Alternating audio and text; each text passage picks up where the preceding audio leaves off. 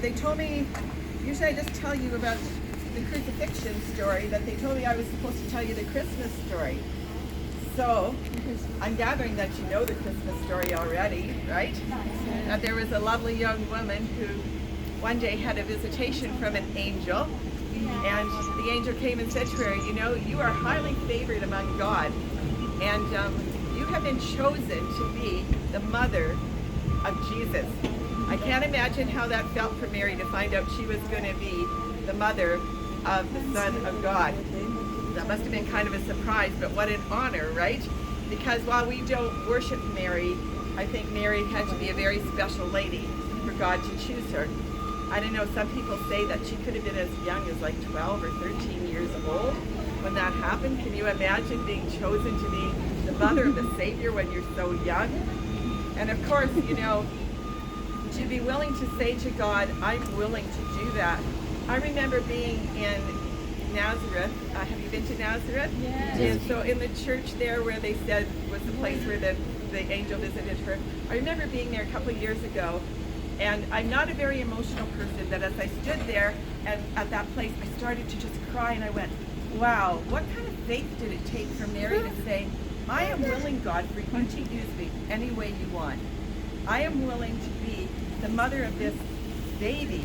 Because, you know, to find out you're pregnant and you don't have a husband, man, there's a lot of pressure from society to be put upon a person like that. In fact, the Bible says, you know, if you find out that somebody has committed adultery, you're to be stoned. Well, actually, she hadn't committed adultery, but how would anybody know that, right? No baby had ever been conceived the way Jesus was before. And so, I just think of Mary and what a beautiful heart she had. And then for Joseph, to listen to that vision that he was given and be told, take Mary as your wife, go ahead, don't be afraid. And I love that it just says in the story that he obeyed God and did it right away. And that's just such a beautiful thing. And then of course, along came that decree that they had to go to Bethlehem to sign up to be part of a census. And I'm sure that it must have been difficult for Mary when you're 9 months pregnant to be riding on a donkey or walking over bumpy roads here in Bethlehem, and that to get to this place to be signed up. And then of course when they got there, we don't know if she had family in Bethlehem, but because she wasn't married, they didn't want her in their home, or whether it was just that because there were so many people there signing up for the census that there was no place for them to put the baby in an inn. And so they found a stable. Now when you think of a stable, think of a cave, not a nice wooden stable, but a cave that usually people would keep their animals in. And then that night, that precious baby was born.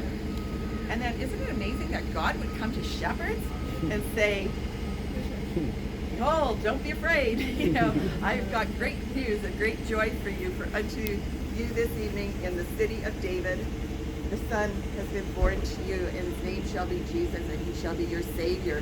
I can't imagine what those shepherds felt like or what they saw.